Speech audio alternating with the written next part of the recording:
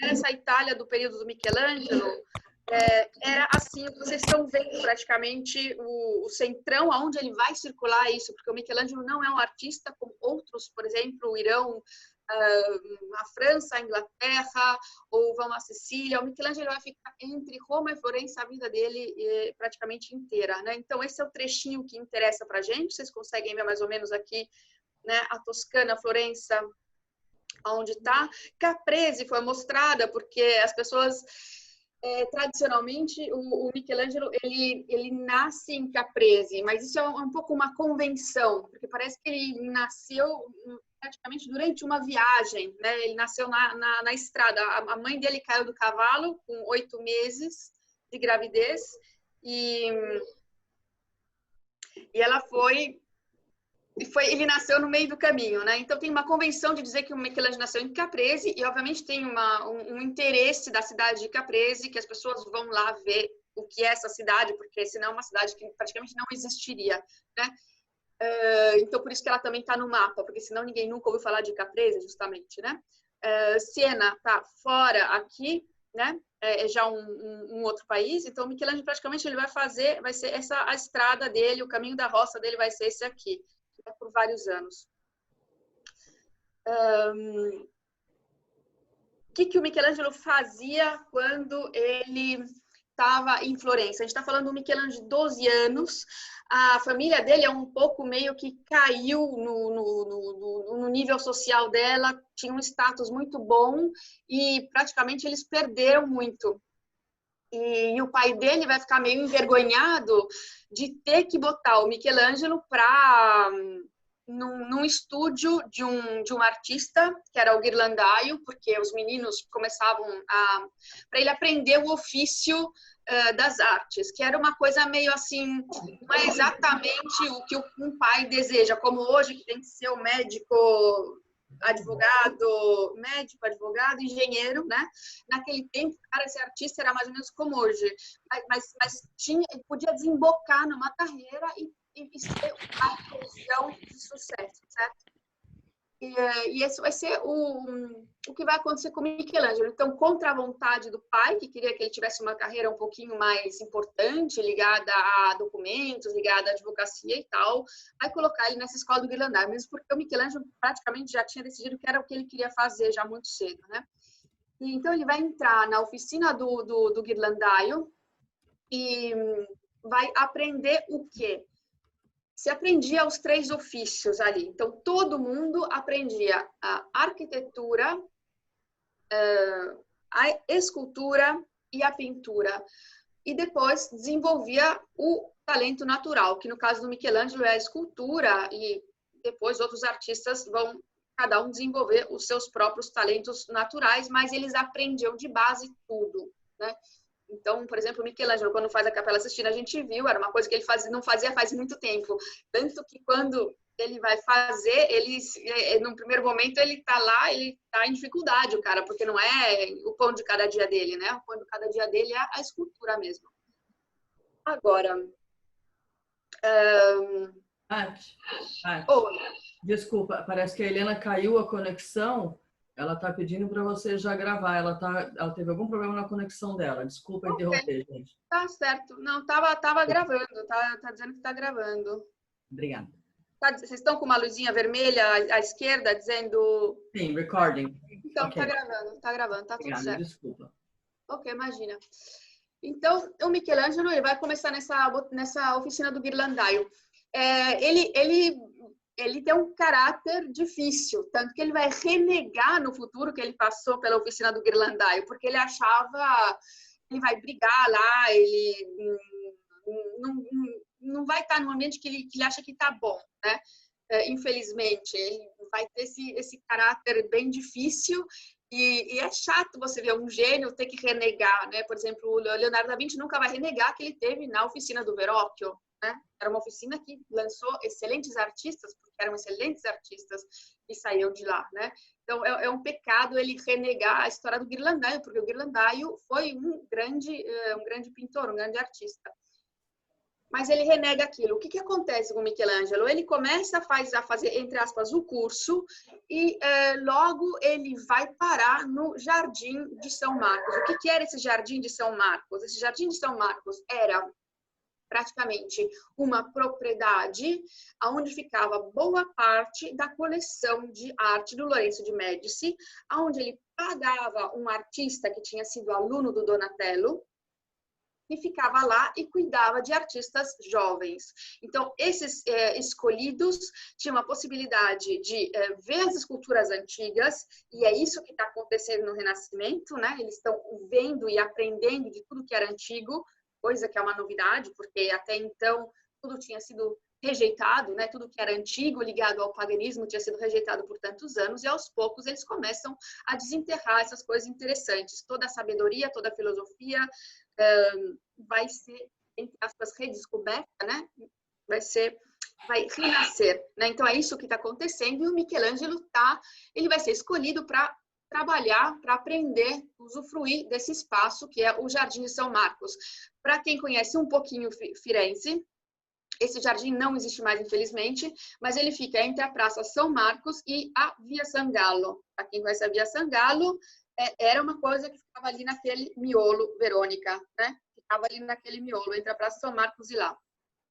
E esse jardim tem uma anedota muito famosa, que é essa aqui. Isso é uma escultura do século XIX, que o Michelangelo, trabalhando nesse jardim, ele tinha visto uma cabeça de um fauno, começa a esculpir, a copiar essa cabeça antiga, porque os estudantes trabalhavam sempre copiando os antigos, né? Ele esculpindo essa cabeça desse fauno, faz ela perfeita. O moleque tinha 12 anos, né? E chega o Lourenço de Médici, que estava passando para ver o que os meninos estavam fazendo, olha essa cabeça e fala, mas um fauno é um personagem já muito velho, é um personagem que bebe, né? Essa cabeça está muito perfeita com todos esses dentes. E diz que Michelangelo, naquele momento, né, pega os instrumentos e quebra os dentes do fauno, né? Já demonstrando um caráter, seja que está absorvendo coisas que são interessantes, né? Sugestões que são feitas por pessoas importantes no assunto, porque, obviamente, Lourenço de Médici era uma pessoa muito culta e que não dizia besteira, então ele reconheceu essa autoridade, o conhecimento de Lourenço de Médici, e imediatamente ele, né, destruiu a própria parte da própria escultura para que ela ficasse, entre aspas, perfeita, né, para que ela ficasse ainda mais verdadeira. Então, essa é uma anedota que vai ser contada, ninguém sabe se isso é verdade ou não, mas sempre que se fala em Michelangelo criança, Michelangelo no Jardim de São Marcos, é o Michelangelo assim como vocês estão vendo agora. Tanto que série televisiva, filmes e tal, ó lá o Michelangelo esculpindo a cabeça do fauno, e vão sempre repetir essa anedota, né? E aqui embaixo, aliás, é uma parte desse filme que eu peguei para vocês, só para mostrar para vocês, seria praticamente Lourenço de Médici, tá, passeando lá. Esse pátio, ele fica em Trastevere, na Via dei Genovesi. Então, vocês estando em Roma, vocês têm que imaginar que os pátios que a gente não vê, que estão atrás de muros e muros e muros, muitas vezes são feitos desse jeito e são utilizados como cenografias para filmes e séries, porque são realmente esplêndidos, né? Agora, como é que o Michelangelo vai chegar em Roma? Então, ele vai fazer a formação dele no Jardim de São Marcos, não vai fazer uma formação tradicional, vai fazer vai fazer uma formação excêntrica. E o que vai acontecer? Em 1496, um membro da família Médici, que é o Lourenço de Pierfrancesco, a família Médici, ela tem o ramo principal, que são todos os Médici que a gente conhece, já ouviu falar, e aqueles importantões, e tem o segundo irmão, o terceiro irmão, o quarto irmão de famílias, né, da família Médici, que não são famosos como os primeiros, porque eles não comandavam, quem comandava era sempre o primogênito, né? Mas eles vão trabalhar, vão ter cargos altíssimos dentro do banco da família, eles vão ser pessoas com as melhores formações, né? Só que eles, para as pessoas que não estudam o assunto, eles são completamente desconhecidos, mas podem ser realmente muito importantes, como no caso esse Lourenço de Pierfrancesco, e resolve fazer uma pegadinha num cardeal importantíssimo de Roma, que chamava Riario, e colecionava obras antigas. Ele vê o talento do Michelangelo e ele fala assim, olha, Michelangelo, por que você não faz um Cupido dormindo, né? Uma escultura relativamente pequena, a gente enterra ela, suja ela bem e tenta vender para o cardeal Riario, né? E ver se ele compra. E é o que eles fazem. O Michelangelo faz esse Cupido, botam lá o Cupido embaixo da terra, sujam bem ele e depois mandam para o cardeal Riario. O cardeal Riario adora aquele Cupido, mais uma escultura para minha coleção, fica todo empolgado, né? Uma escultura normalmente podia custar entre 15 e 18 ducados. Pedem para o cardeal Riario 200 ducados por aquela escultura. O cardeal paga aquela grana, né? Feliz da vida. E o que acontece? Logo depois, ele descobre que ele foi enrolado. Só que o cardeal Riario, como o Lourenço de Médici, eram personagens que eram especiais de cabeça. Então, em vez do cara ficar só louco da vida, mandar matar ou sei lá o quê, ele pede o dinheiro dele de volta. Obviamente, ele não é bobo nem nada, né? Mas o que ele faz? Ele diz, eu quero conhecer o artista que fez esse Cupido, né? E aí, lá vai o Michelangelo para Roma em 1496. Essa é a primeira viagem do Michelangelo a Roma. Michelangelo, no total, vai ter 3 estadias em Roma que vão totalizar 45 anos. Dessa escultura, infelizmente, não sabemos mais nada. Ela desapareceu. Então, existe um desenho de um artista muito importante que chama Júlio Romano, que era o braço direito do Rafael. Rafael é a geração dos renascentistas é Leonardo da Vinci, Michelangelo e Rafael. São as 3 superstars do Renascimento, né? E o Júlio Romano não é o braço direito do Rafael. Ele também é uma superstar. Se vocês forem a Mantova, tem o Palácio T lá, que é praticamente todinho afrescado por ele. Se vocês entrarem no Museu Vaticano, tem uma das salas de Rafael que é inteirinha afrescada pelo Júlio Romano, porque o Rafael morre e ele manda bala. E o Rafael, ele tinha uma diferença em relação ao Michelangelo, que era, ele gostava de trabalhar em equipe. Então, ele era o cara que, você é bom em fazer isso, você é bom em fazer, você é bom em fazer aquilo, ótimo. Né? Aí, no contrato, normalmente tinha que o artista que pegava o trabalho, ele era obrigado a fazer, tipo, mãos, o rosto, né? Era tudo estipulado, né, no contrato. Então, ele fazia aquilo e depois os alunos mandavam bala, né? Então, Júlio Romano é um cara muito importante porque ele trabalhava junto com Rafael. Então, esse desenho pode ser que tenha sido inspirado nesse famoso Cupido do Michelangelo. E a gente pode ter uma vaga ideia do que foi esse Cupido, né? Agora, o Michelangelo, então, ele deixa a Florença e vai a Roma. Agora, é importante a gente saber o que estava acontecendo em Florença nesse momento, porque não é uma coisa pequena. Em Florença tinha um padre que chamava Savonarola. Alguém já ouviu falar do Savonarola? Savonarola, ele é um padre dominicano que fazia sermões. Ele era de Ferrara, foi chamado pela corte neoplatônica dos Médici, né, que achavam ele muito bom, e falaram, não, manda ele vir para cá, porque ele tem um carisma, ele é um cara muito... Os dominicanos são conhecidos por serem muito cultos e estudiosos, né? Chama ele para cá e tal. Então, o Lourenço de Médici cata lá o Savonarola, só que o Savonarola, ele era um cara super radical. E ele começa a fazer o trabalho dele, que era fazer esses sermões, afastava essas multidões para a igreja e começava a destruir os usos e costumes florentinos, o como as pessoas se vestiam em modos um pouco exagerados, com decotes penteados, ostentando uma riqueza, né? E a volta dos bons costumes e da simplicidade, e o terror da arte pagã, né? Que era uma arte que não tinha nada a ver, então que a arte tinha que ser uma coisa ligada à religião e tal. Então, Michelangelo com toda aquela formação super moderna de pontas, neoplatônica, o máximo do Renascimento, o creme do creme do creme, né? Tem um Savonarola em casa. E ele vai parar em Roma, onde ele vê as pessoas colecionando as melhores peças de arte, né? Possíveis, imagináveis, que ele nem sonhava ver na vida dele. Então, ele chega em Roma e vai para a casa do cardeal Chiario, leva essa cartinha, né, do Lorenzo di Perfetto Francesco, do Médici, e fala, olha, né, diz que o cara nem olha a carta, ele já pega e fala, vamos ver a minha coleção, vou mostrar a minha coleção para você.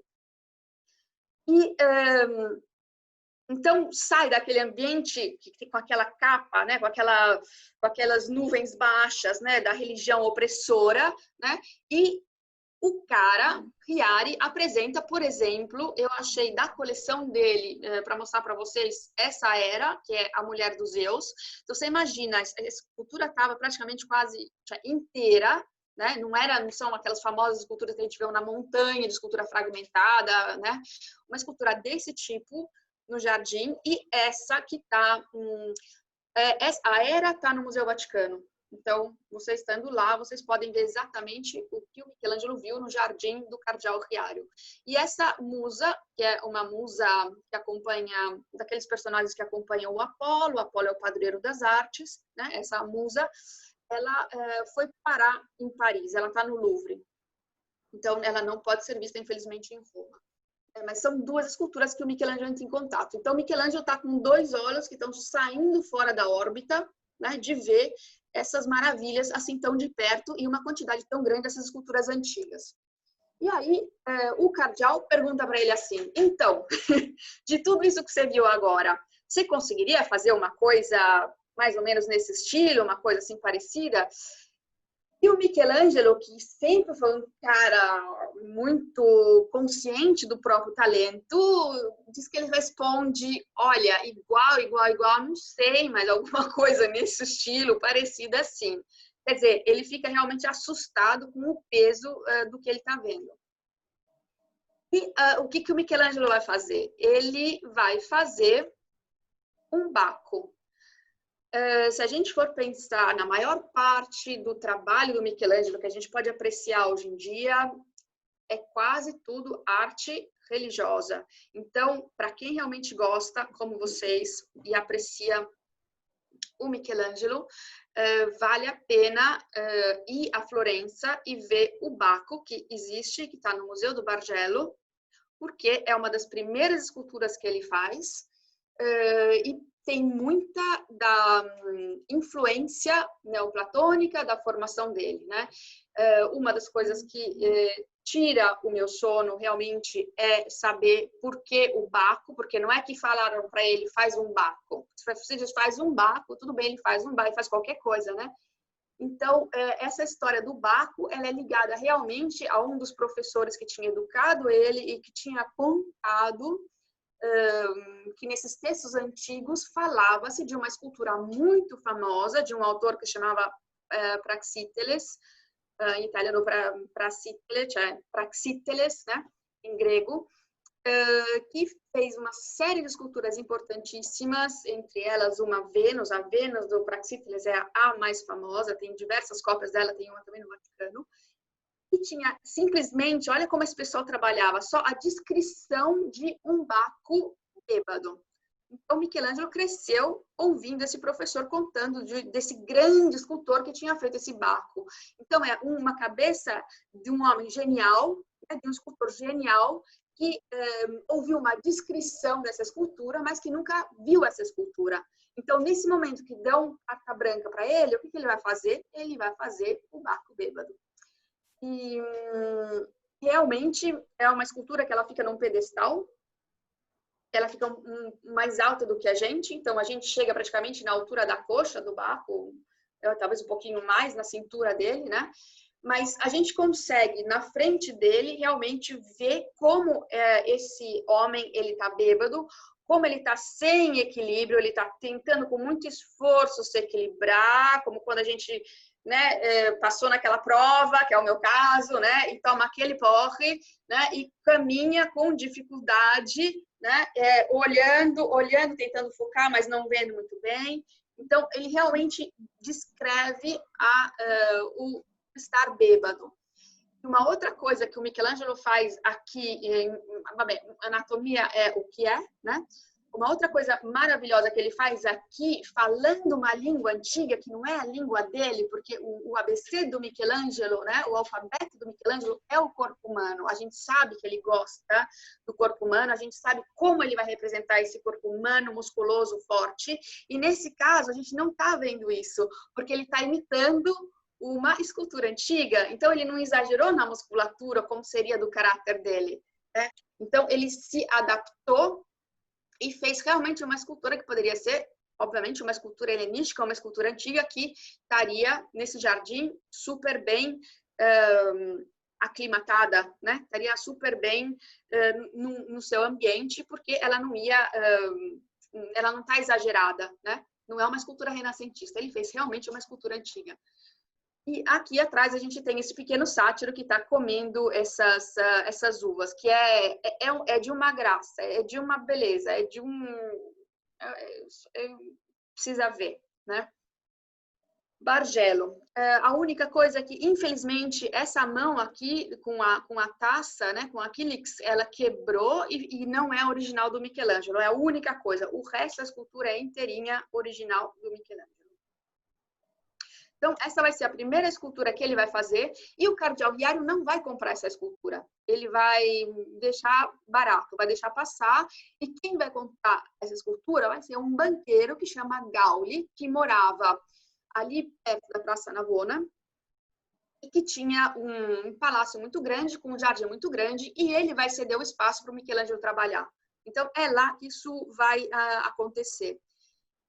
Esse Gauli, que sendo um banqueiro, imagina a quantidade de contatos que esse homem não tinha importantes, praticamente vai colocar a mão no fogo para o Michelangelo quando um certo embaixador pedir uma escultura para ele, pediu um escultor para realizar uma escultura para ele. Né?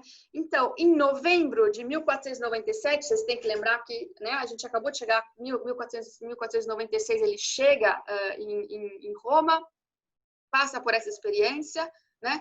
E o Gauli diz para ele assim, olha, em um ano você vai ter uma obra em mármore que é a mais bonita que é possível realizar nesse momento. Né? E o cara... E vende o Michelangelo para esse cara. Fala, o Michelangelo vai fazer essa obra. Agora, qual é a obra que esse homem pede? Gente, isso é uma obra, um tema que chama-se Pietà. A Pietà é um tema que não existe na Bíblia, em nenhum lugar. Tanto que vocês veem que eu gosto de colocar o trecho da Bíblia, porque a gente tem que ver sobre qual material que o artista trabalhou para chegar no resultado que ele chega, certo? Eu acho interessante a gente saber aquilo. A parte que às vezes as palavras são lindas, maravilhosas e tal, mas né, da onde que o artista sai para criar aquilo, né? Então, não tem um texto de Pietà, não existe na Bíblia o momento que a Virgem pega nos braços o filho morto, não existe. O que acontece na Alemanha, sobretudo? Começa-se a desenvolver esse tema que eles chamam aqui de Vesperbilder, que são essas imagens da Virgem com o filho morto nos braços, que era carregada durante as procissões da Sexta-feira Santa, em diversas partes da Alemanha. Como esse embaixador francês tinha trabalhado muito nessa área, ele quer essa escultura para a capela dos franceses, numa igreja bem pertinho de São Pedro, a capela praticamente real. A gente está no ano de 1497 e no ano de 1500 vai ter um jubileu. Então, o Michelangelo é solicitado, olha lá mais, né? Então, isso era uma Pietà antes do Michelangelo. São todos assim, tipo, do norte da França, mas sobretudo no ambiente alemão, né? São as Pietás que são realizadas. E vocês podem notar que na Alemanha trabalha-se muito mais com madeira, porque é um material que eles têm em abundância, né? E que eles são mais hábeis a trabalhar. Todas essas Pietás. Então, o Michelangelo vai se informar sobre o que é esse tema, né? E vai realizar isso aqui. Agora, notar a diferença de uma pessoa que cresce num ambiente, vamos dizer, italiano, né, florentino, naquele momento histórico, com aqueles professores, né? E como ele, juntando toda a bagagem cultural que ele tinha da arte antiga, que ele conhecia muito bem, vai realizar essa Pietà. Né? Ele vai realizar essa Pietà em 1 ano, né? E daí ele é praticamente, uma vez realizada essa Pietà, que ninguém sabe exatamente dizer se 1499, ele demora 1 ano para fazer essa escultura. 1497 ele recebe a grana, era novembro, ele vai passar um período nas pedreiras de Carrara, porque o Michelangelo, ele escolhia os blocos ele mesmo, ele conhecia tão bem Carrara, que ele sabia qual era o ângulo aonde tinha o mármore melhor. Porque quando o escultor tem um bloco de mármore, se tem uma rachadura no meio, quando ele vai esculpindo, chega lá e tem uma rachadura, o trabalho ele tem que jogar no lixo. Né? Então, Michelangelo, ele conhecia tão bem até a geografia da pedreira, que ele ia lá e falava, eu quero esse bloco, eu quero aquele bloco, e ficava lá dando palpite, né? Botando o dedinho. E fazia bem, porque realmente, uma vez vai ter um bloco que vai, de uma outra Pietà que a gente vai ver mais para frente, que vai rachar o braço. Mas escolhe esse braço, então, obviamente, em 97, alguns meses em 98, 1 ano para ele fazer isso, 99, com certeza, ou final de 99, em 1500, inaugura essa Pietà. Agora, o Michelangelo fazendo isso, ele estava trabalhando numa comunicação para o trabalho dele muito forte, porque com o ano jubilar, né, muita gente ia ver essa Pietà, né, e ele sabia que isso ia acontecer. Tanto que ele realiza essa maravilha, ela é colocada na capela de Santa Petronila, que os franceses eram muito devotos dessa santa. E aí existe de novo uma anedota que a gente não sabe se é verdade ou não, mas não deve ser, porque a Maria, ela tem uma faixa aqui no peito e tem uma assinatura do Michelangelo ali. A Pietà é a única escultura que o Michelangelo vai assinar. Então, estava mais ou menos previsto desde o início que ele assinasse essa escultura, mas conta-se essa anedota que Michelangelo, passando, ouvindo dizer que estavam perguntando, mas quem é que fez essa escultura? E estavam falando o nome de um outro artista, que ele fica muito nervoso, vai lá e assina a Pietà. Provavelmente já desde o início ele já ia assinar. Porque o famoso Praxíteles assinava, em um certo modo, os trabalhos, e é o que ele vai fazer. Ele vai assinar exatamente como o Praxíteles assinava os trabalhos dele. Né? Então, o que a gente tem aqui? A gente sabe que o Michelangelo, ele estudou anatomia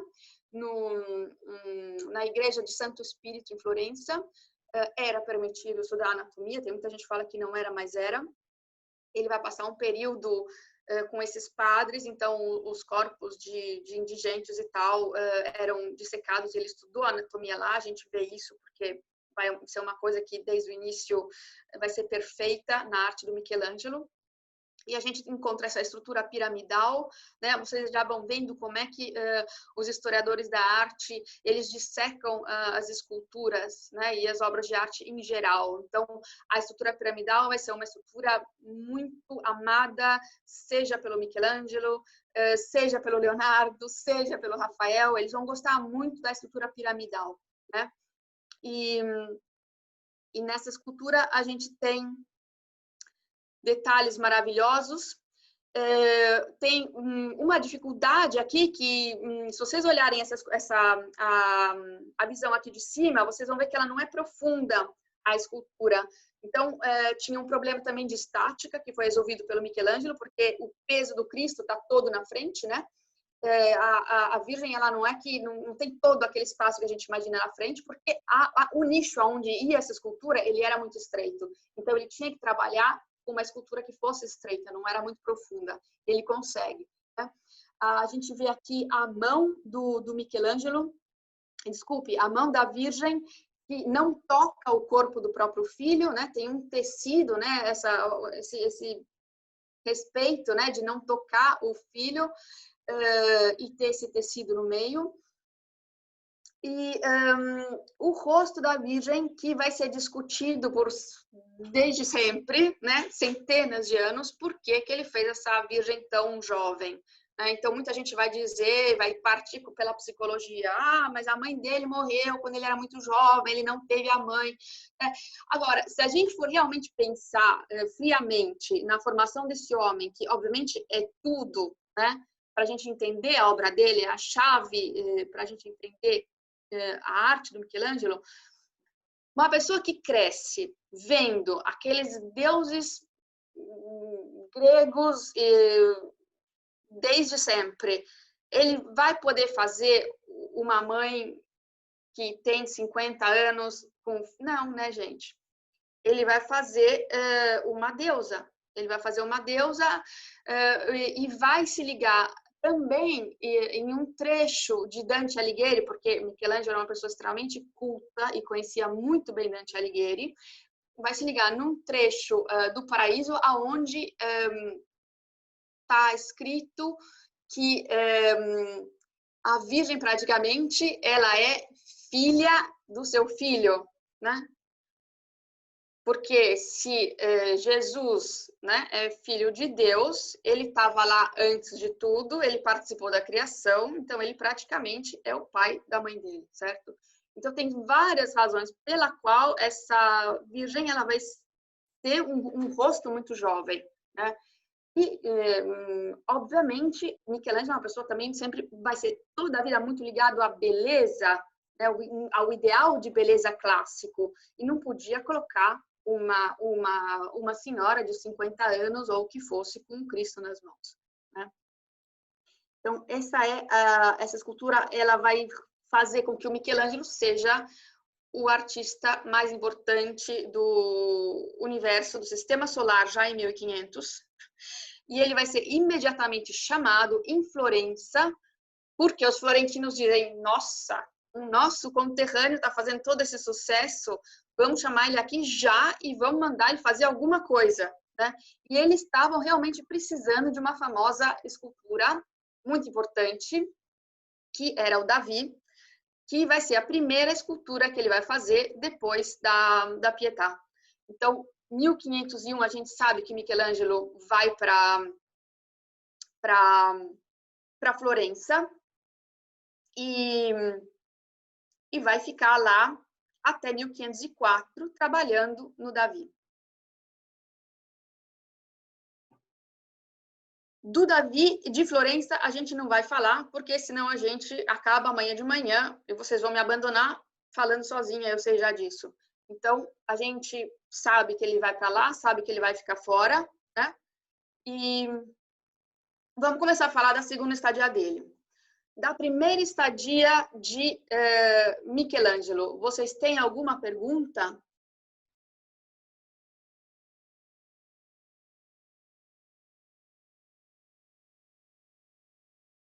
Patrícia. Tudo bem? Oi. Pati, essa Pietà, ela tá em Florença. Eu não sei onde que ela tá, não tá? Essa Pietà está na Basílica de São Pedro, no Vaticano. Na Basílica de São Pedro, é verdade, tá certo. Mas aonde que é em Florença que tem o túmulo, é o túmulo do Dante? Em Florença, o Dante morreu em Ravenna. O que tem no Dante é um monumento funerário dentro da Basílica de Santa Cruz. Santa Cruz, isso, Basílica de Santa Cruz. Eu achei que eu tivesse visto lá, então não. Era um dente e um pedaço da mandíbula para os florentinos, porque eles falam, vocês trataram tão mal o Dante, ele morreu em exílio, agora vocês querem o corpo dele? Não. um canino e um... Se vocês quiserem, fiquem felizes com isso, porque nós somos bonzinhos. Então, o corpo do Dante está em Ravenna, vale a pena ir a Ravenna, mas em Florença é praticamente um monumento funerário que os italianos chamam de cenotafio ou cenotafio. É um monumento funerário sem o corpo do defunto. Tá, então a Pietà tá na... Essa Pietà está no Vaticano, na Basílica de São Paulo. É isso aí, tá bom. Obrigada. Vamos começar com a segunda estadia. Patrícia, qual o nome do filme que você botou ali um trecho, botou uma foto? Depois eu olho ele para você, depois eu mando tudo. Tá. Mas tem uma série do Michelangelo na Netflix. Tem uma série de Florença, da Dinastia Médici na Netflix. Provavelmente é essa.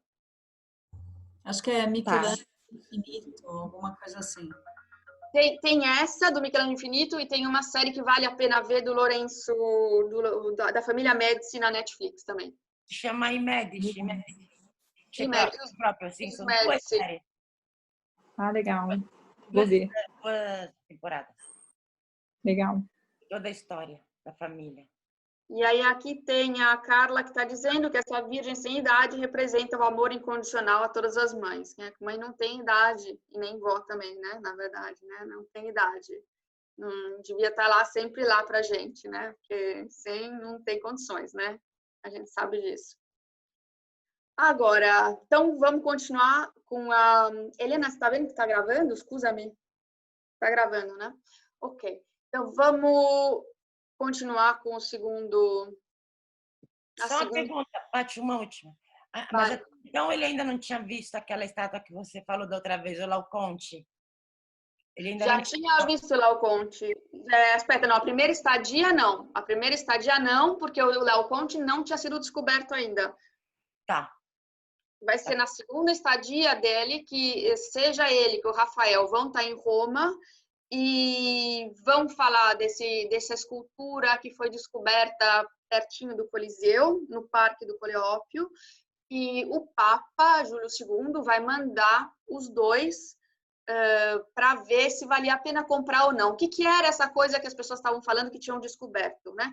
Porque o Laocoonte, seja o Laocoonte que o torso, né, que eu mostrei para vocês da última vez, que influenciaram todo o trabalho dele, vão ser descobertos um pouquinho mais para frente e vão muito importantes, mas até então isso aqui não tinha sido descoberto. Então nada de torções fantásticas e tal.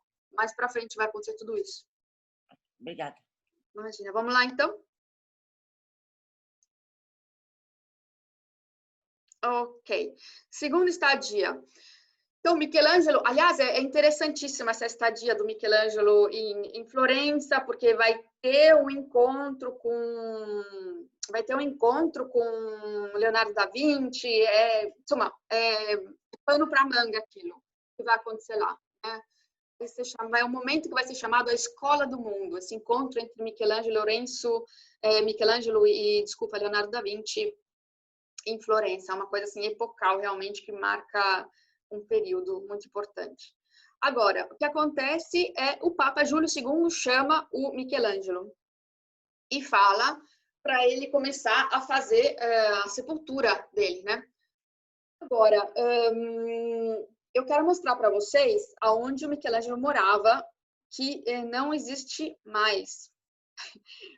Através de mudanças urbanísticas na cidade, eu estou rindo para não chorar, aconteceu que durante a história de Roma, praticamente para fazer esse monumento, que é o Altar da Pátria, todo o bairro que o Michelangelo morava, que chamava Bairro Alessandrino, em italiano Quartiere Alessandrino, todo esse bairro, que era um bairro medieval, que tinha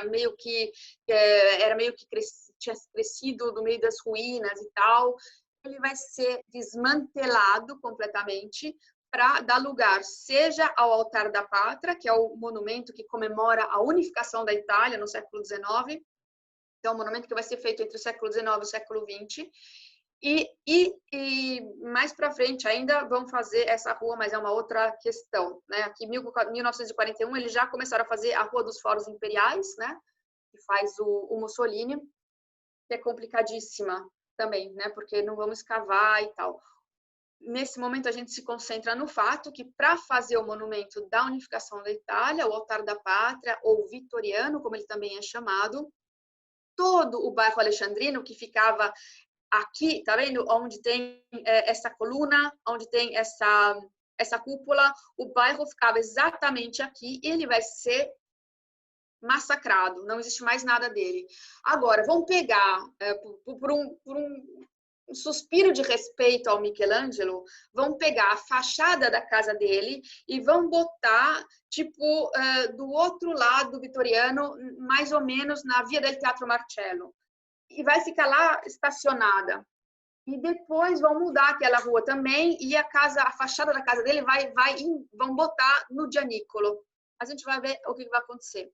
Agora, de novo, então vocês veem, aqui à direita é a base do monumento do Vitoriano e à esquerda vocês estão vendo o resto desse bairro medieval. Então, o bairro alexandrino, onde estava, entre outras coisas, a casa de Via Marcello del Corvi, do Michelangelo. De novo, eu botei ali um vermelho bonito, tá bonito aquele rabisco, né? Para vocês verem, aquele amontoado de casas era o bairro alexandrino, né? E aqui algumas casinhas, umas ruazinhas do bairro alexandrino, com a vista que a gente vê aqui nessa foto à direita já do Altar da Pátria. Então, Michelangelo, ele vai ser chamado pelo Papa Júlio II e vai morar, então, nessa rua que chama Via Marcello del Corvi, onde ele vai ter também a oficina dele, que era longe, entre aspas, longe do Vaticano, né? Onde ele vai morar, e era mais ou menos isso que vocês estão vendo aí agora. Nessa casa ele vai ficar vários tempos. Olha lá de novo, tá vendo? A base do Altar da Pátria, à nossa direita, e à esquerda um pedaço de quartiere alexandrino. Né? E essa aqui é a famosa fachada da casa do Michelangelo, que foi de um lado para o outro, e agora ela é a fachada que esconde uma cisterna que fica lá atrás, bem pertinho do lugar que chama Porta di San Pancrazio, no Gianicolo, na passeggiata del Gianicolo. É onde está discretamente, ninguém nem sabe o que é. Né? Então, o que restou. E o Michelangelo chega em Roma nessa segunda vez para fazer o quê? Em princípio, para fazer o que ele mesmo vai apelidar de a tragédia da sepultura. A tragédia da sepultura trata-se o famoso monumento funerário do Papa Júlio II. É o Papa Júlio II que diz para ele, olha, faz, né, o meu monumento funerário para a Basílica de São Pedro. Olha o tamanho da encrenca. Dá para ver? Dá para entender o quanto é enorme isso? Vocês têm que imaginar que isso, a gente está vendo o lado curto deles. Tem que imaginar que isso é em 3 dimensões. Isso é um retângulo, tá? Então, ele cresce para trás e depois ele tem de novo esse lado curto que a gente está vendo do outro lado. Uma estrutura enorme, cheia de esculturas, né? Que é o monumento funerário do Papa Júlio II. A gente só tem esse desenho, sabe que vai ter, então, diversas figuras. Aqui a gente está vendo um Moisés, aqui tem um São Paulo, né? O significado disso, seja São Paulo que Moisés, eram homens, né? Eram homens que eram, né? um contato com o divino, né? O Moisés falou com Deus e São Paulo, ele foi também no caminho, ele chamava-se Saulo, né? E no caminho de Damasco, ele cai do cavalo, fica cego. Então, por causa dessa associação, eles vão falar um do lado do outro. Você imagina, já programa iconográfico, imagens complicadíssimas, embaixo uma série de escravos e tal, né? Então, disso tudo, que o Michelangelo nunca vai acabar. Vocês imaginam, de 1506 a 1545, vai passar muita água embaixo dessa ponte, e Michelangelo, aquilo vai acabar desse estado. Então, vai realizar o Michelangelo o Moisés. Aí está aqui onde é mencionado o Moisés com os chifres, que é um erro de tradução, na verdade. Na tradução do aramaico, tem um problema com essa língua, que eles não escrevem as vogais. Então, a tradução de Keran e Karan, você tem que interpretar, porque você tem o Q e o R. Então, no meio você pode ter ou es ou as. Se você colocar, dependendo da letra que você coloca, você tem ou chifres ou você tem raios. Na descrição da cabeça do Moisés, ele era, então, um sujeito que tinha uma cabeça iluminada, da qual saíam raios, ou chifres, né? Então, essa tradução do aramaico ela é errada. Então, num primeiro momento, o Moisés ele tem chifres, e é assim que o Michelangelo vai representar o Moisés. De toda aquela estrutura enorme, vai só ficar o que a gente está vendo aqui à esquerda, né? O Moisés no centro, Lia e Raquel à direita e à esquerda. Aqui em cima do túmulo, a gente tem o Papa Júlio II. Isso aqui sobrou. Da mão do Michelangelo mesmo, é só o Moisés. Né? Interessante, essa escultura, ela está numa igreja que chama San Pietro in Vincoli, que é uma igreja muito antiga da cidade de Roma. Aliás, a igreja que o Papa Júlio II era cardeal. Então, por isso que esse monumento vai parar lá, nunca vai para a Basílica de São Pedro, vai ficar lá mesmo. E acabam de estudar a iluminação dessa escultura e ela está super natural. Então, foi um trabalho imenso que os italianos fizeram para entender como seria se ela fosse iluminada, como ela deveria ter sido pela luz solar. E você fica lá parado na frente e aí você vê vários estados dessa escultura iluminada em diversas maneiras. É muito, muito bonita, vale muito a pena ver, absolutamente. Né? E o que aconteceu com outros pedaços, bits and pieces, né? O que aconteceu com outros pedaços dessa escultura? A gente tem esses dois escravos que foram parar no Louvre, infelizmente. Né? Esse aqui é o famoso escravo que está morrendo, né? Um escravo morrente. E aqui à direita a gente tem o escravo rebelde. Então, esses dois escravos estão no Louvre.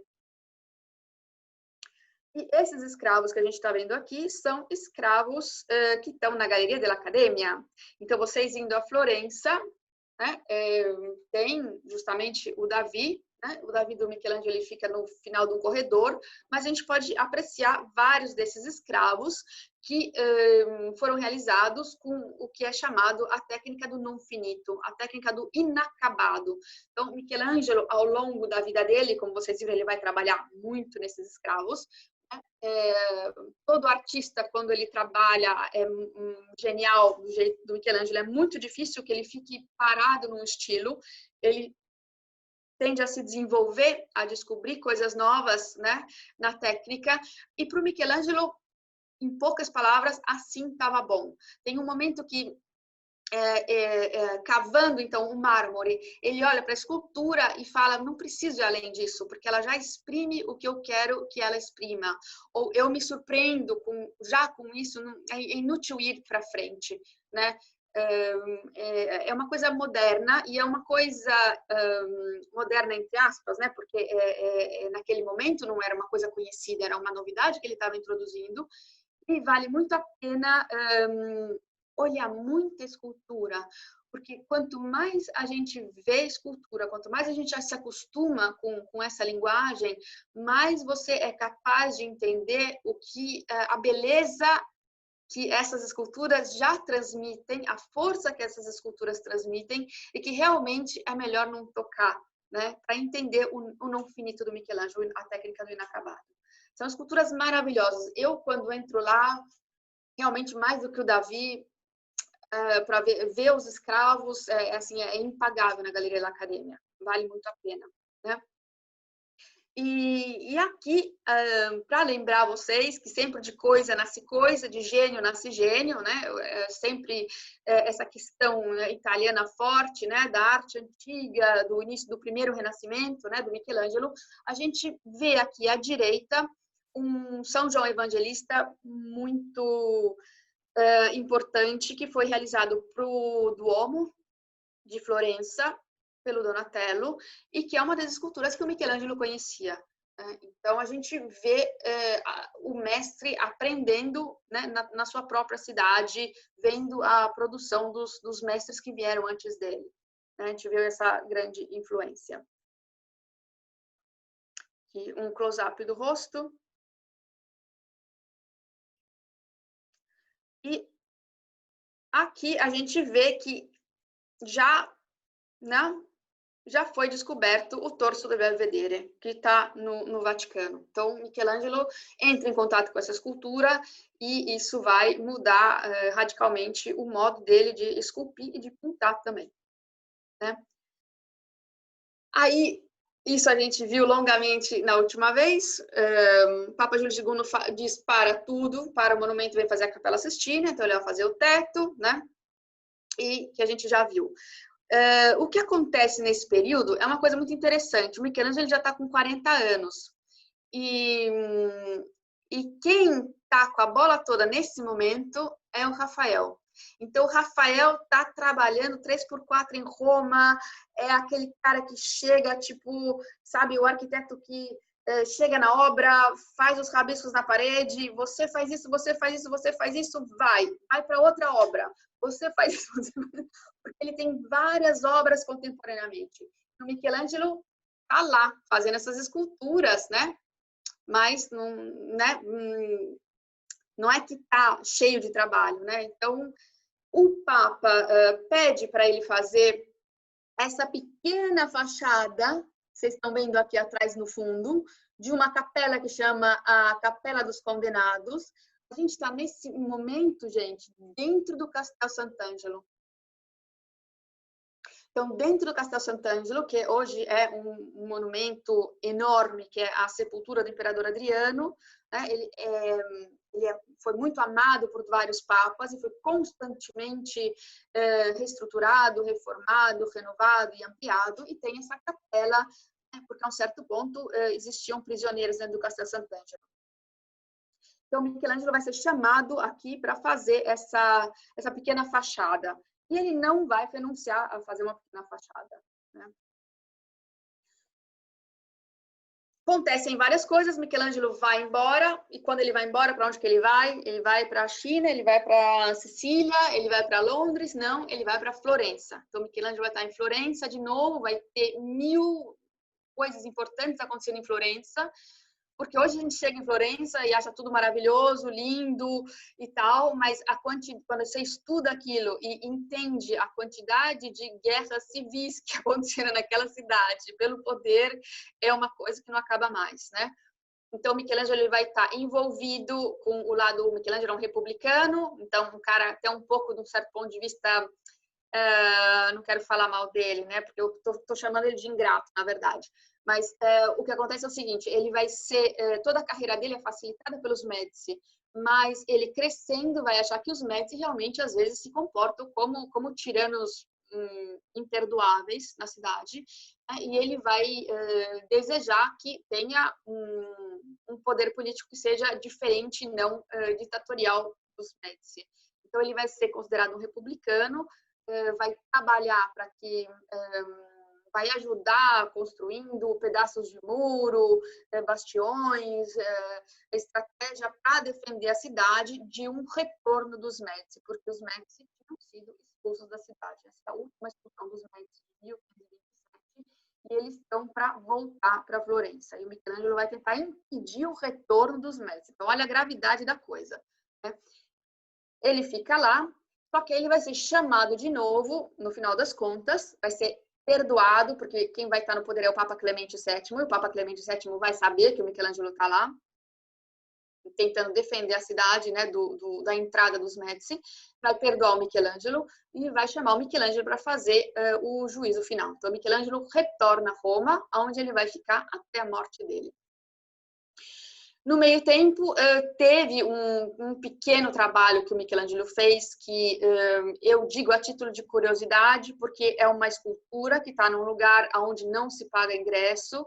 Então, quem tem intenção de vir a Roma, que saiba que existe essa escultura que é atribuída a Michelangelo. Alguns historiadores da arte não concordam com a autoria do Michelangelo, sobretudo total. A maior parte dos historiadores mais sérios dizem que o desenho é do Michelangelo, mas ele não fez a escultura completamente, né? Tem essa escultura que ele realiza em Florença ainda, né? E ela é transportada a Roma, e provavelmente por uma questão do transporte ser tão difícil, ele não tenha acabado, seja o cabelo, seja os pés, as mãos, né? Isso tudo tenha sido realizado no final por esse garoto que trabalhava com ele, que ele dizia que era muito talentoso, mas não exercitava tanto o talento dele, então acabava sendo um talento que não é brilhante, né? O tal do Pietro Urbano, que vai vai finalizar essa escultura em loco. Então, por uma série de razões, tem gente que diz, olha, já na época, quando a escultura foi colocada lá, inaugurada, os artistas ficaram horrorizados com o que eles tinham visto, porque não parecia um trabalho das mãos do grande mestre, né? Uma outra coisa maravilhosa que o Michelangelo vai começar a fazer, o Papa Clemente VII morre logo 2 meses depois da chegada do Michelangelo. Então, Michelangelo chega para fazer o juízo final, o Papa morre, então mas esse trabalho vai ser confirmado pelo Papa Paulo III Farnese, que vai assumir a Santa Sé, né? E vai confirmar esses trabalhos ao Michelangelo e vai pedir várias coisas. De novo, Papa Paulo III cresceu na corte dos Médici, então a gente tem no poder uma pessoa iluminada, uma pessoa que gosta de artes, que valoriza isso tudo muito, né? Então ele vai confirmar, seja o juízo final, que 300 mil outras coisas que ele vai pedir para o Michelangelo, que a gente vai ver agora. Então, uma das coisas não sei se vocês já estiveram em Roma ou não, essa é a Praça do Capitólio ou do Campidoglio. É onde é a prefeitura de Roma, é onde tem os museus capitolinos, e para quem ama Roma e conhece Roma muito bem, essa é a Acrópole de Roma. Na antiguidade, essa praça, que a gente chama de praça hoje, era o alto da colina onde ficavam os templos da cidade antiga. Então, a partir do 6º século a.C., a família dos reis etruscos, da dinastia de Tarquínia, né? Eles vão realizar o primeiro templo, que é o templo dedicado a Júpiter, que a gente vê até hoje as fundações desse templo, e essa colina vai ser abarrotada de templos. Por isso, essa é a Acrópole de Roma, certo? Então, um lugar muito importante, onde até hoje é a prefeitura de Roma, a sede da prefeitura de Roma, com os museus capitolinos, que se encontrava, no ano de 1508, nesse estado, né? Parecia o quê? Uma cidade do interior abandonada, né? Com esses edifícios medievais muito feios. E Papa Paulo III, dali a 8 anos, estava esperando a visita do imperador Carlos V. Então, ele pede para o Michelangelo dar um lifting, né, nessa praça, fala, nessas condições não dá para mostrar o Campidoglio, né, que é a antiga sede do poder, porque aí a gente vê já edifícios medievais e tal, e o Michelangelo vai fazer o que a gente conhece hoje, e é assim a Praça do Campidoglio. O Michelangelo vai fazer essa maravilhosa escadaria, e aí a gente também já tem um significado político bem importante, porque se vocês imaginarem que atrás desse edifício central tem o Fórum Romano, né? O Fórum Romano, ele é a sede do poder político e religioso da antiguidade. Então, o Michelangelo fazendo essa escada deste lado, né? Ele está virando todo o centro político para o Vaticano, porque o Vaticano está do lado de cá, né? Então, aquilo tudo é secundado, é esquecido, né? Passa para um segundo plano, porque agora o que é importante e que vai ser sempre uma tecla que o Vaticano vai sempre bater é a importância da igreja e como a igreja é a verdadeira herdeira do poder do Império Romano, certo? Então, o que tinha aqui era esse edifício muito antigo, esse edifício medieval. O Michelangelo vai fazer essa coisa maravilhosa, essa dupla escadaria, vai botar aqui 2 fontes, onde tem 2 rios, né? Os 2 rios que banham Roma, que é o Aniene e o Tibre. E aqui à direita tem um edifício medieval também, que o Michelangelo vai fazer uma fachada completamente nova. E nesse momento, ele nota que a praça fica completamente desequilibrada, com um edifício central no fundo e a 80 graus do edifício do fundo, e ele vai criar então o segundo edifício à esquerda para dar uma simetria nessa praça, criando essa espécie de trapézio, né? E no centro dessa praça tem uma pequena protuberância que o Michelangelo vai inventar um piso que aumenta ainda essa espécie de calota e vai colocar em cima a famosa estátua do imperador Marco Aurélio, que não tinha sido destruída, que é uma escultura importantíssima equestre, que não tinha sido destruída no passado, porque pensaram que fosse o imperador Constantino. Então, essa escultura vai ser colocada aqui no centro pelo Michelangelo. Aqui à direita e à esquerda nós temos os Castor e Pollux, que são esculturas enormes de divindades gregas, que são os deuses padroeiros dos cavalheiros. Eles são filhos da Leda e do Zeus, né? São gêmeos, e estavam enfeitando as termas de Constantino, que ficava numa outra colina. Então, Michelangelo vai pegar essas duas esculturas, colocar no alto da escadaria, edifício novo, fachada nova, e vai transformar isso para a chegada do imperador Carlos V. Ele não vai ver o edifício da esquerda. Esse edifício aqui, ele não vai conseguir ficar pronto. Michelangelo vai morrer antes, e vão ter os artistas importantíssimos, arquitetos importantíssimos, que vão realizar esse edifício. Provavelmente também um pouquinho modificar o edifício. Então, a gente não tem certeza que o edifício seja exatamente aquele original do desenho do Michelangelo, né? O juízo final vai ser finalizado, falamos abundantemente do juízo final na última vez. E põe-se uma pergunta importante a esse ponto. Michelangelo, ele tinha amigos? Ele tinha amigos, ele tinha poucos e bons amigos, e ele vai ter uma correspondência e uma parceria interessante com um artista vêneto que chama Sebastiano del Piombo, que é um gênio e vai trabalhar muito em Roma.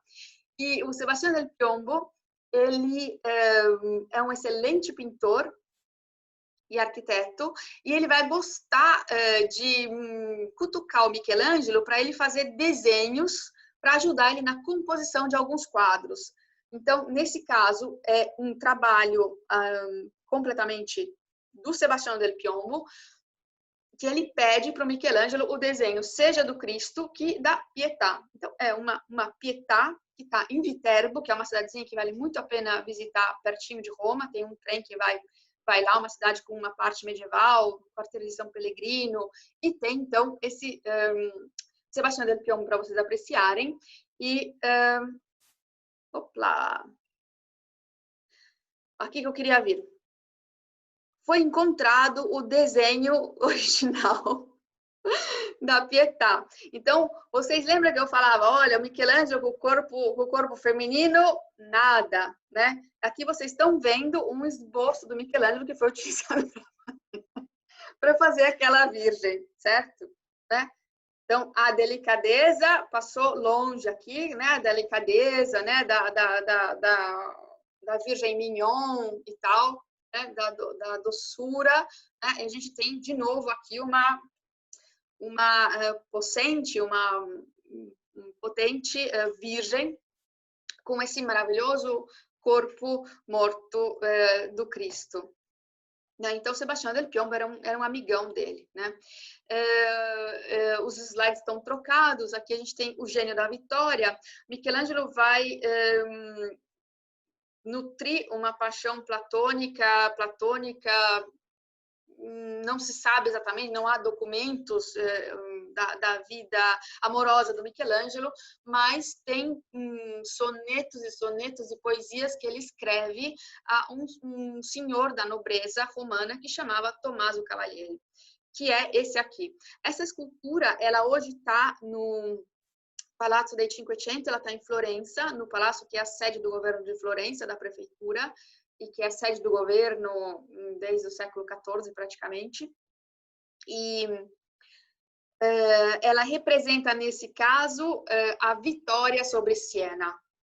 Ela chama-se, hoje em dia, Gênio da Vitória, mas ela provavelmente foi realizada para o famoso túmulo do Papa Júlio II, para a tragédia da sepultura, e depois, tendo ficado vários pedaços esparsos, a um certo ponto ela foi parar no Palácio do Cinquecento, que servia uma escultura que representasse a vitória sobre Siena. Né? Então, a gente tem aqui um retrato. Michelangelo não fazia retrato, vocês lembram? Né? Mas aqui ele faz esse retrato desse homem que ele descreve como maravilhoso, E aqui tem um autorretrato do Michelangelo, né? Não finito, né? A gente consegue ver quando está mais pertinho, e o Tommaso, ele está aqui bem acabado. Vittoria Colonna. Vittoria Colonna é uma mulher muito importante. No século XVI, há mulheres importantes, mulheres muito cultas. Ela tem a sorte que o marido dela morre, porque aí elas ganhavam muita liberdade em vários casos. Antes, que se elas não eram jovens, que botassem elas para casar de novo, né? Elas um pouquinho de liberdade conseguiam adquirir. E tem essa Vittoria Colonna, que escrevia poesia, e o Michelangelo gostava tanto dessa mulher, a única amiga do sexo feminino que ele tinha, que quando ele escrevia cartas para ela, vocês não vão acreditar, em vez dele começar a letra, a carta, ou escrever um vocativo amiga, ele escrevia amigo. A Vittoria Colonna. Ele era apaixonado por essa mulher, tinha um enorme respeito por essa mulher. E esse é um desenho que ele fez, então, para a Vittoria Colonna, mais uma Pietà. Então, Pietà é um tema que Michelangelo vai fazer sempre. Mesmo porque esse pobre coitado desse homem que 99,99 dízima era homossexual, não vai viver a homossexualidade dele tão bem quanto, eventualmente, outros artistas, porque ele era muito religioso. E esse conflito dentro dele vai acabar com a vida dele. É um homem que vai viver tormentado, infelizmente, por causa dessa questão que vai ser difícil para ele resolver, né? Que praticamente não vai ser nunca resolvida, né? Então, é um tema que ele gosta, um tema que ele vai ocupar a vida dele a vida inteira, né? Aqui a gente tem, então, um presente para Vittoria Colonna. A Vittoria Colonna, o Tommaso Cavalieri, era um grupo de pessoas que, nesse momento, simpatizava já muito com o protestantismo. Então, a gente sabe que Martim Lutero já fez as teses, já existem guerras entre protestantes e católicos, a coisa está feia, né? Os papas a Igreja Católica vai demorar muito tempo para reagir ao protestantismo, às teses do Martim Lutero, e algumas áreas dos intelectuais católicos vão simpatizar com as ideias dos protestantes, justamente a corrupção do clero, várias coisas que vão ser criticadas, né? Eles vão falar, putz, mas os caras também têm razão, né? Mas isso, né? Chega lá o cara, traduz a Bíblia, uma língua vulgar, e fala, todo mundo tem que ter uma relação direta com Deus, né? Vamos ler todo mundo isso aqui tudo junto, em vez de deixar essa Bíblia em latim, em grego, em línguas que a população não conhece, né? Fazer uma missa em latim, em grego, né? Vamos falar na nossa língua o que isso aqui está escrito e ter essa relação diretamente com Deus. Obviamente, né? Isso para algumas pessoas era uma ideia inteligente. Então, tanto que vai ter uma troca de cartas muito importante, seja do Michelangelo com Vittoria Colonna, com Tommaso Cavalieri e tal. E quando Vittoria morrer, as cartas dela vão ser confiscadas e Michelangelo vai ficar ligado. E quando ele tá para morrer, ele vai queimar as cartas dele, toda a correspondência dele com a Vittoria Colonna, e a gente não vai saber nunca o que estava escrito naqueles papéis, infelizmente. Aqui a gente tem um desenho esplêndido que ele fez para o Tommaso Cavalieri. São pelo menos 3 ou 4 os desenhos que ele fez para o Tommaso Cavalieri. E sabe-se que ele conhece Tommaso Cavalieri em torno a 1532, 33, e eventualmente é ele que apresenta a Vittoria Colonna ao Michelangelo, né? Então, são desenhos que vão ser nesse arco de tempo que vai acontecer. Aqui a gente tem o quê? Uma cena super erótica, né? Com uma carga sensual muito grande, de um mito grego, que é Zeus, que se transforma em uma águia e vem raptar o jovem príncipe troiano e levar para os céus para seduzi-lo, né? E essa, então, é um dos desenhos, dos 3 desenhos que ele desenha, que ele dá de presente para o Tommaso Cavalieri. Né? É um esplendor. Esses desenhos, a maior parte desses desenhos maravilhosos estão em Londres e Windsor, infelizmente não estão aqui na Itália. Ok. Desse período também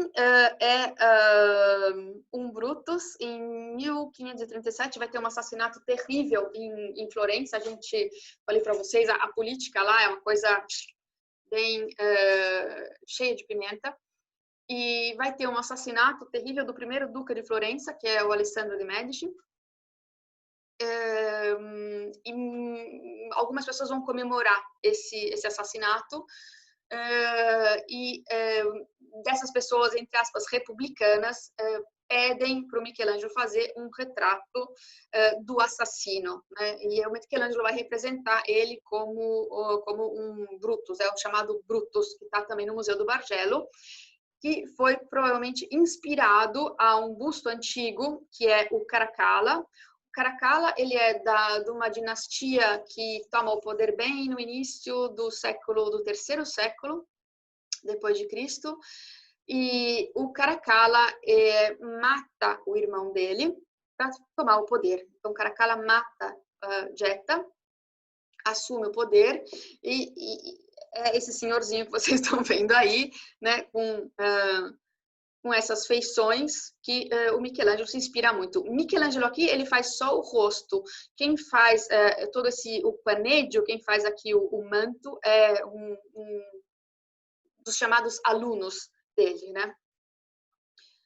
Então, essa é uma das obras dessa época. Era um presente, um cardeal desses que eram republicanos pede para o Michelangelo para fazer um presente a um cardeal, Ridolfi. O Papa Paulo III, entre outras coisas, ele vai pedir para reforçar os muros do Vaticano, que são chamados os muros leoninos, alguns bastiões, né? E vai ser realizada também a gente já viu a Praça do Capitólio, vai ser realizada essa Capela Paulina. Todo mundo conhece a Capela Sistina, mas agora vocês conhecem a Capela Paulina. A gente conhece a Capela Paulina de fotografia, porque a gente não consegue entrar lá dentro. É daquelas partes do Vaticano que são impossíveis, infelizmente.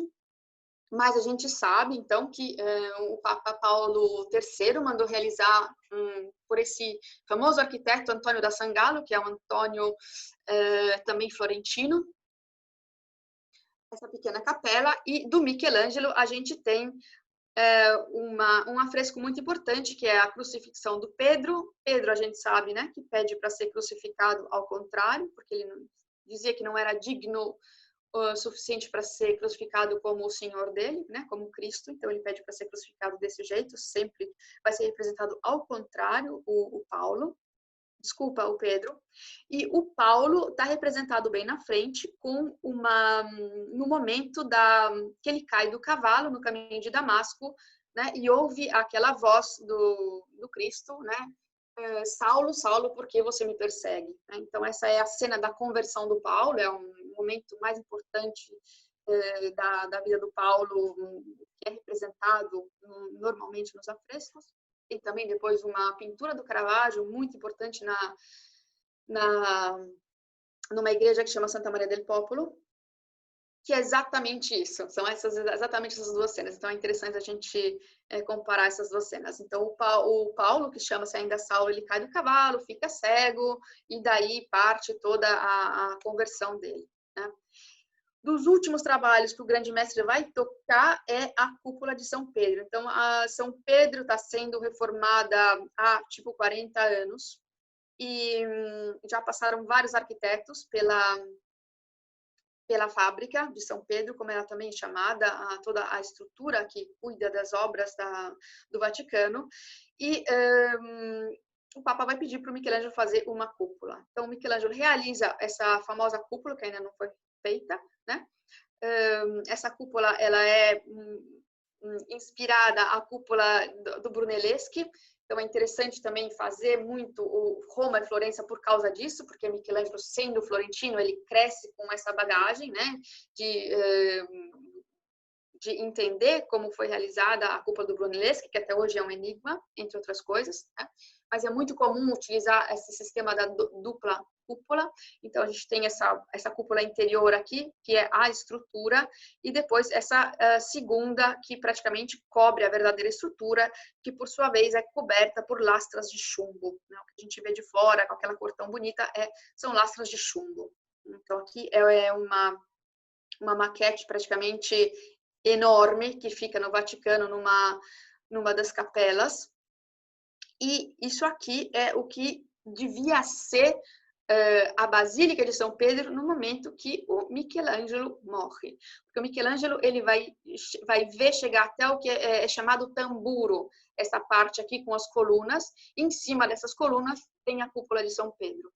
E a cúpula, infelizmente, o Michelangelo não vai ver. Vai ser até um pouco modificado depois da morte dele, né? Vocês veem que a fachada não tem nada a ver com a fachada de São Pedro, porque quando eles começam a fazer, a reestruturar a basílica, que eles botam tudo abaixo, eles começam pelo altar, lá no fundo. Então, faz a demolição do altar lá atrás e vem vindo aos poucos para frente, né? Então, eles estão lá tratando da cúpula nesse momento, e é o Michelangelo que vai morrer em 1564, com 89 anos, na cidade de Roma. É isso que ele vê, né?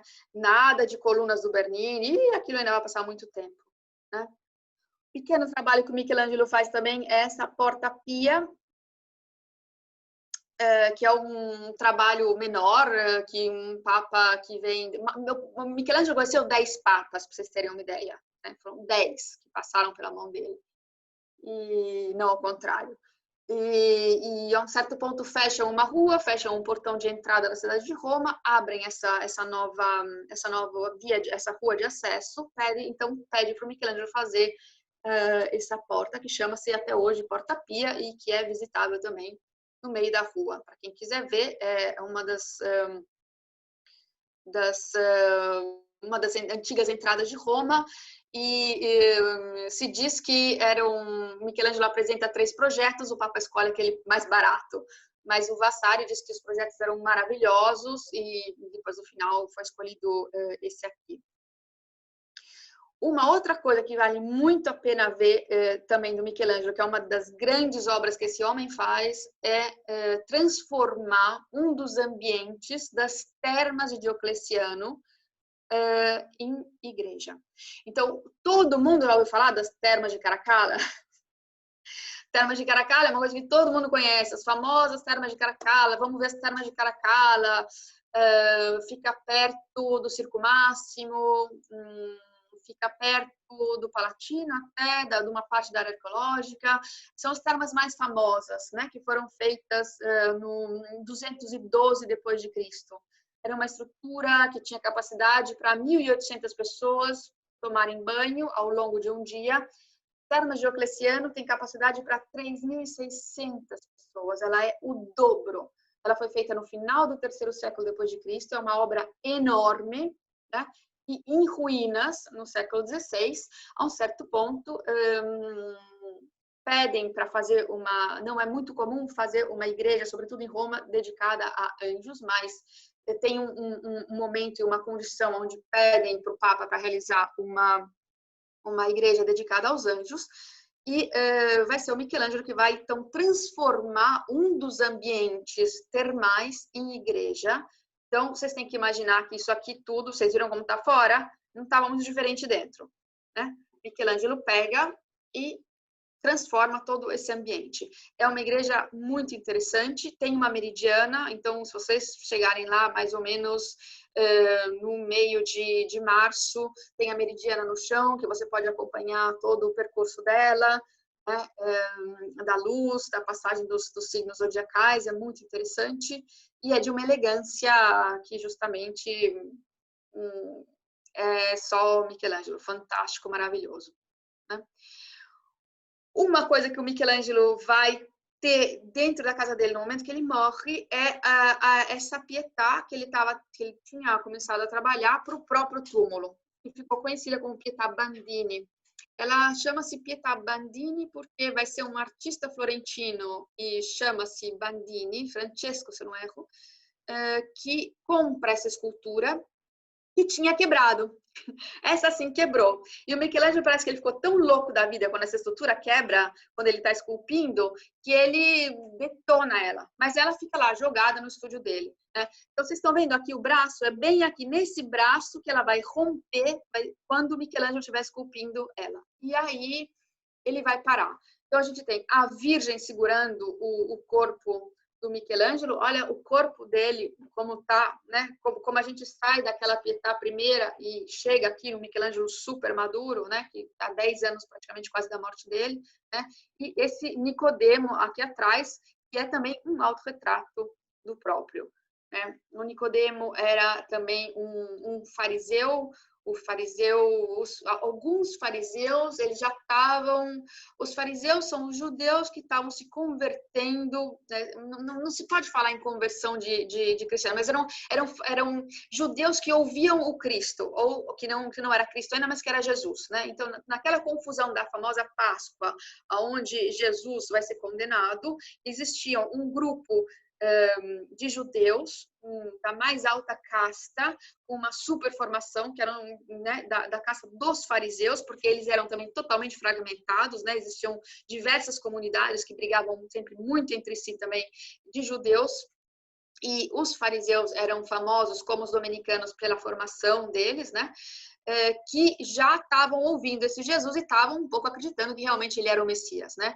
Então, desses fariseus, um dos mais famosos é esse Nicodemo, que é como Michelangelo quis se representar nessa Pietà, que seria o monumento funerário dele mesmo.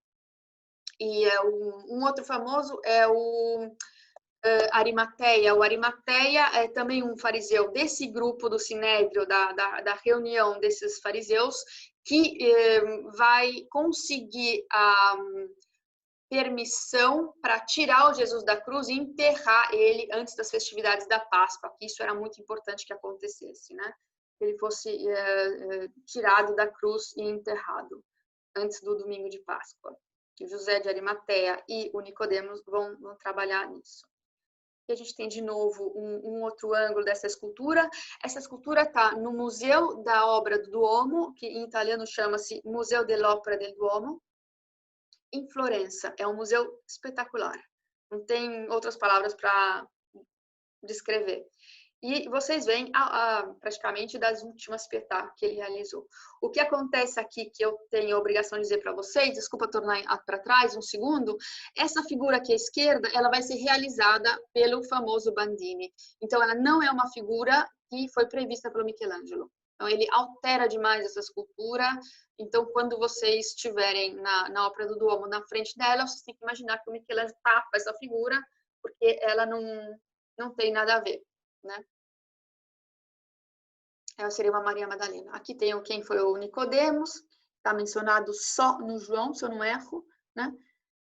E o que acontece? Michelangelo morre. Michelangelo morre, 17, alguns números dizem 18, mas somente foi dia 17 de fevereiro de 1564, e ele passou os últimos 40 anos em Roma, né? Então está tudo preparado para queima as cartas justamente naquela casinha que a gente viu, né? A fachada, queima essas cartas dele, e então vai ser enterrado ali na Igreja dos Santos Apóstolos. Essa é a Igreja dos Santos Apóstolos, né? Com o monumento funerário do Michelangelo. Mas cadê o Michelangelo? Olha o que acontece. O sobrinho dele vai a Roma e rouba o corpo. O corpo do Michelangelo foi enrolado, foi colocado numa carroça e foi transportado para Florença para ser enterrado em Florença. Olha que loucura! E por isso que, para prestar homenagem ao Michelangelo hoje em dia, vocês têm que ir à Basílica de Santa Cruz em Florença, porque é lá que está o corpo dele. Isso aqui é a Basílica dos Santos Apóstolos, onde ele ia ser enterrado, né?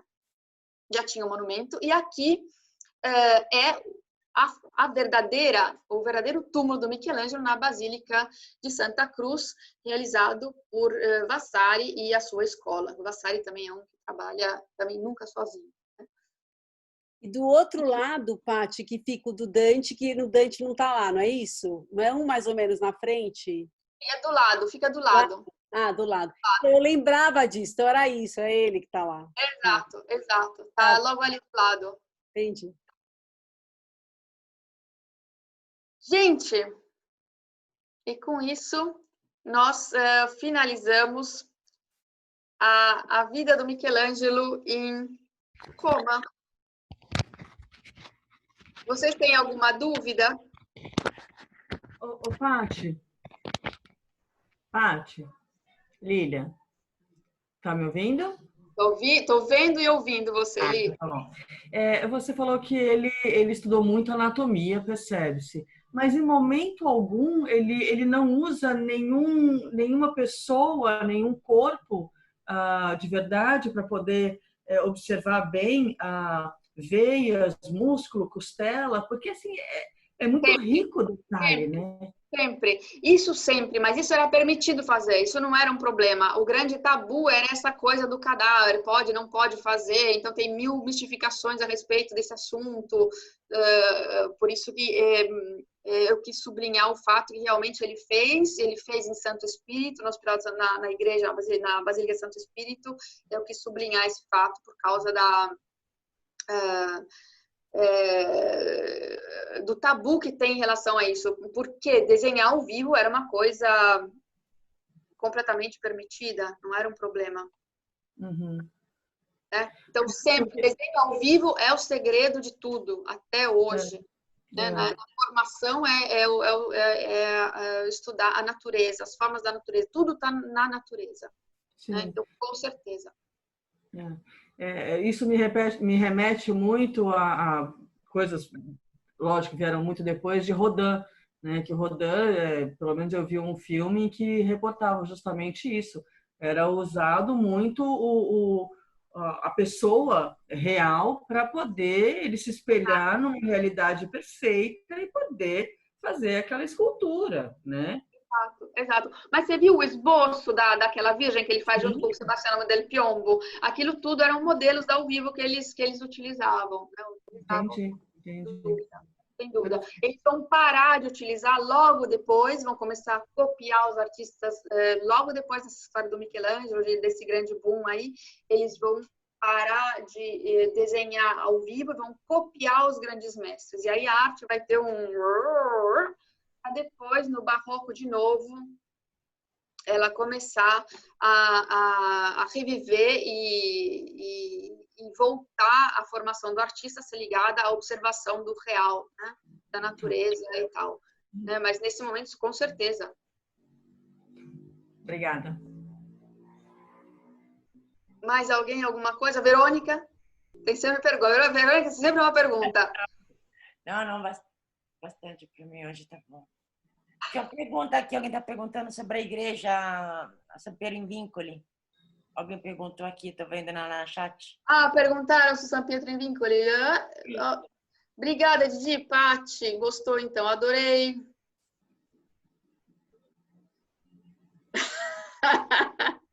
Ótimo, é bom que vocês se divirtam, porque tem que ser divertido, e senão a gente não entende as coisas. Maravilhoso, Paty, parabéns, viu? Muito bom. E a próxima, Paty, se você quiser já falar para... Exato. Então, na próxima vez vai ter Vaticano. A gente vai falar do Vaticano e vai ser a história de como nasce aquilo tudo ao redor da Basílica de São Pedro, né, feita pelo imperador Constantino no IV século. Então, como nasce todo esse aparato, né, esse aparelho estatal que vai desembocar no Estado do Vaticano em 1929, mas como nascem os primeiros edifícios, o porquê de tudo aquilo e tal, o porquê daquele lugar e mil coisas. Então, Vaticano é na próxima segunda-feira. Show, maravilha. E depois do Vaticano a gente tem o Caravaggio e depois a gente fala, depois a gente vê. Repete o Coliseu, repete o Coliseu. Repete o Coliseu, por favor. O Eric tem uma pergunta também. Tem uma pergunta aí na chat. O Ed casado, você citou o filme Agonia e Êxtase. Olha, para falar a verdade, não, eu botei simplesmente, Eric, duas imagens bem no comecinho de filmes para mostrar o Michelangelo trabalhando no Jardim dos Médici, no Jardim de São Marcos, quando ele era pequeno. Esse filme é bem legal também, se o pessoal quiser, se quem não viu, é sobre como ele fez o teto da capela. É bem antigo, mas é muito bom. Ótimo. Qual o nome? Chama Agonia e Êxtase. E é fácil de achar, Eric? Eu tenho o DVD dele, mas ele é um filme, acho que 1960, 70, mas é fácil achar. É qual o nome? Desculpa. Agonia e Êxtase. Ah, tá. Agonia e Êxtase. Tati, você acabou não respondendo da igreja, que alguém fez a pergunta, se você não respondeu. São Pedro Vincoli. Eu não achei a pergunta, por isso que eu não respondi. A igreja onde fica o Moisés é fácil de encontrar? Não encontrei quando fui ao Coliseu. Então, ela fica, Carla, no alto da colina. Quando você olha para o Coliseu, aquela colina está bem pertinho, né? Que chama Coleópio. Subindo aquela colina, um pouquinho escondida assim. Mas ela é uma igreja muito famosa, né? São Pedro Acorrentado em português, o São Pietro em Vincoli. Tem no meu blog as explicações todas. O blog chama romaemportuguês.com.br. Se você for lá, você acha todas as informações da descrição que tem lá e tal, um pouquinho da história da igreja. Então, Patrícia. Veja lá. Oi, Patrícia. Ei, Fátima. Tudo bom? Olha, é exatamente sobre a escultura que você apresentou do que está em São Pedro em Vínculo, né? Eu acho que é uma escultura que eu acho que é muito pouco apresentada, né? No ponto de vista quando você tem toda a discussão e as visitas a Roma e tal, então ela é muito pouco, digamos assim, ressaltada. Eu tive o prazer de ver, mas eu acho que ela não sei, quer dizer, eu acho que é uma obra com um nível de refinamento muito grande, Michelangelo, né? Sem dúvida, é importantíssima. Inclusive, uns detalhes que dizem que tem um bocado de boato, lenda, como você chama, tem as lendas, né, de que faltou o mármore, porque não sei o quê, mas eu acho que ela tem uma densidade, digamos assim, ela é uma escultura extremamente densa, né? E a ponto de, por exemplo, fora o folclore todo, você tem todo o Freud chegou a escrever, né, sobre o impacto. É uma escultura que é absolutamente impactante. Exato. É uma das primeiras coisas que eu escrevi no meu blog. Exatamente as impressões do Freud quando ele chega em Roma, porque é uma das primeiras coisas que ele vai ver, pelo fato de ser judeu, ele quer ver como Michelangelo representou o Moisés, né? Ele começa a interpretar os gestos e a posição das mãos, como a mão está na barba, etc. E que depois foi também muito desmistificado pelos restauradores, dizendo que faltava mármore de uma parte, então ele teve que virar o rosto para outra, entendeu? Tem uns detalhes técnicos que foram descobertos até pouco tempo atrás, né? Mas, sem dúvida, é uma escultura importante, que vale muito a pena ser vista, e é uma pena... E quem vai em grupos, Fátima, até que chega lá facilmente, porque muitas vezes está na excursão, entendeu? Uhum. Eu vejo são mais as pessoas que vão sozinhas que não acham bem essa escultura. A Verônica atendeu, por exemplo, uma cliente minha no ano passado, em dezembro, que é arquiteta, e a Verônica que sugeriu, e a São Pedro em Vincoli, ela falou, eu não conhecia aquela igreja, se ela não tivesse falado, eu não teria ido. Por exemplo, né? A Mega. Então, realmente é mais os viajantes que estão sozinhos que não chegam lá. Você diria que a escultura, ela retrata um pouco o período de, digamos assim, maturidade? Sem dúvida, o Michelangelo já fez um pouco de estrada, ele já demonstrou o que ele é capaz, né? Mesmo porque o que ele fez para chegar ali? Ele fez o Baco, do Baco ele passou para o Davi, da Pietà ele passou para o Davi, né? Isso quer dizer que quando ele é chamado para fazer aquela escultura, para fazer aquele elefante branco, vamos chamar assim, né? Vamos ter essa liberdade, vocês me permitam, uma coisa enorme. Né? O que é aquilo? Aquilo é um paralelepípedo cheio de esculturas. É a especialidade dele. Então, não é que ele está fazendo uma coisa que ele não sabe fazer. Ali, eu acho que não é que tem uma exigência que ele nunca tenha experimentado ainda. Ele vai fazer uma série de esculturas, ele vai fazer o que ele sabe fazer. Só que vai estar numa estrutura que é um paralelepípedo, todas juntas. Então, mas com certeza o que acontece ali de novo é o não finito, mas é na escultura sozinha, não é do ponto de vista estrutural que vai entrar uma novidade. Claro. A novidade não a escultura.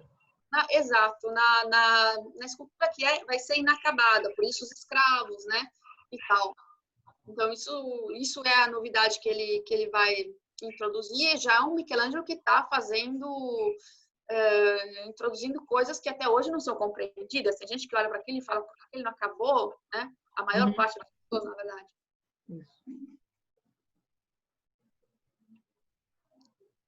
Mais alguém?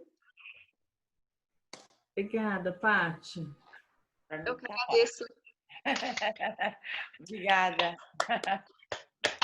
Obrigada. Obrigada. A toda hora se aplaude. Obrigada, Paty. Tchau, obrigada. Coliseu. Eu não vou parar de falar enquanto eu não assistir Coliseu. A gente vai também mandar o PDF dessa aula para o grupo, tá, de WhatsApp. Quem preferir também por e-mail, se a gente conseguir, a gente manda também, tá bom? Tá bom, obrigada. Obrigada. Tchau. A todos. Boa Beijo. noite. Beijo, Brasil. Beijo. Namastê. Tchau, Patrícia. Grazie. Tchau, Eu que agradeço. Tchau. A todos.